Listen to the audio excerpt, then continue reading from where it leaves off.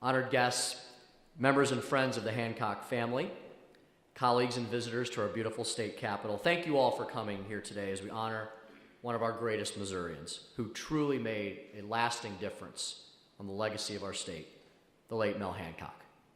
When I became Speaker of the House in September of 2012, I knew a large number of responsibilities came along with that position.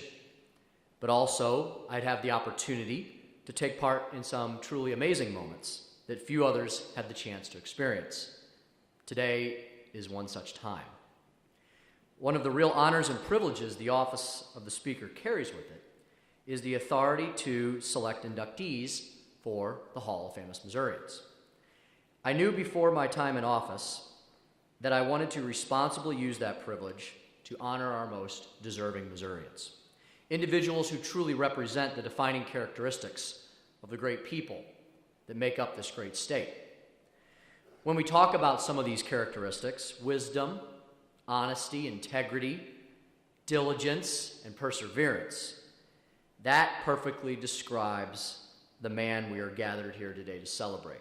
We've definitely already heard that reflected in the echoes of his family members.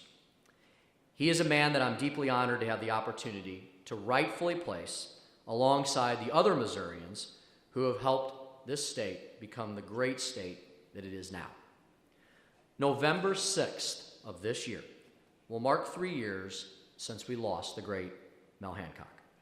But even though he is no longer with us, his legacy surely continues to reverberate through the halls of government and with the citizens, the taxpayers of Missouri he fought so hard to protect.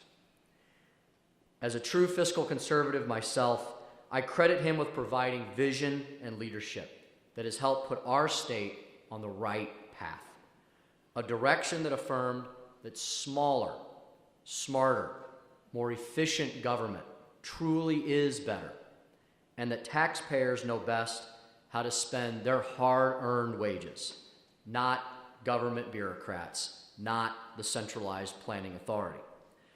Just last week, what a strange coincidence it was, and we could not have planned this, that's for sure, but the people of this state gave us a vision and a drive to put into place a law that will be the first major reduction and reform of our income tax system in our state in nearly 100 years.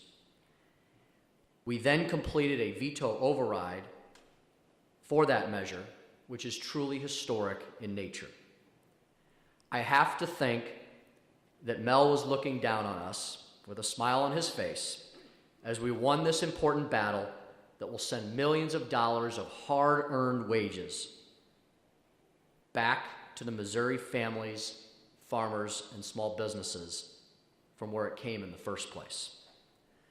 Mel was perhaps best known for his Hancock Amendment, which served and continues to serve as a check to keep government from growing out of control, as a protection for local governments that prohibits the state from handing down unfunded mandates, and also gives taxpayers, families, small business owners, farmers, the final say on whether they should have to pay more in taxes or not. In my 8 years here, the Hancock Amendment has been ever present in our discussions on bills of great importance. On occasions too numerous to mention, I've heard one colleague or another refer to Mel Hancock or mention that a particular proposal would be a clear Hancock violation. And more often than not, that one simple reference was often enough to cause legislators to rethink their approach.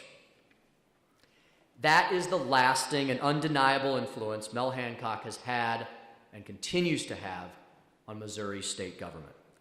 One that continues to put the best interests of the citizens, of the taxpayers, at the forefront of every discussion and deliberation.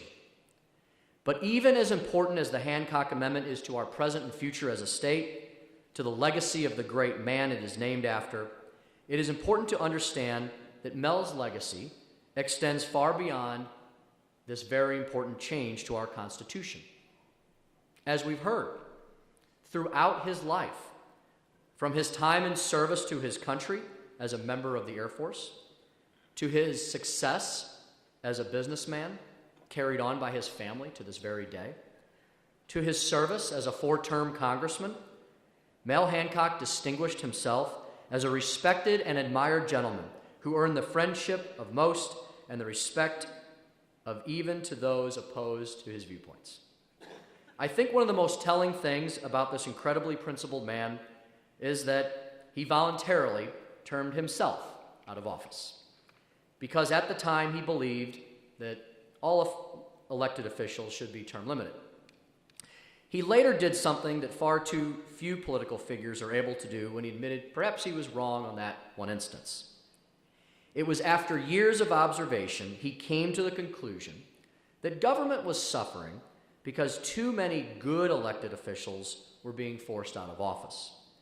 He said at the time, quote, "There are a lot of good people in government, but the good people leave."